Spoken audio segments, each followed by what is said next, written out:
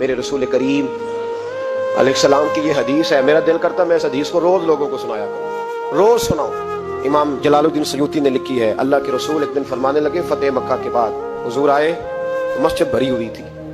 पहले चंद चंद लोग होते थे, अब फतेह मक्का के बाद भर गई मस्जिद। हुजूर तशरीफ लाए तो सहाबा उठ के खड़े हो गए। हुजूर ने शान और शौकत देखी, मकाम देखा, अल्लाह का दिया हुआ, तो महबूब रोने लगे। नमाज मुकम्मल हुई तो सहाबा ने अर्ज की, हुजूर आज आप रोने लगे नमाज के वक्त, क्या हुआ?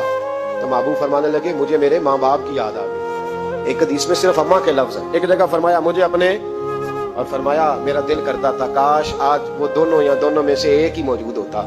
फरमाया मेरी अम्मा मौजूद होती, मैं तुम्हें नमाज पढ़ाने आता, मैं सूरह फातिहा आधी पढ़ लेता।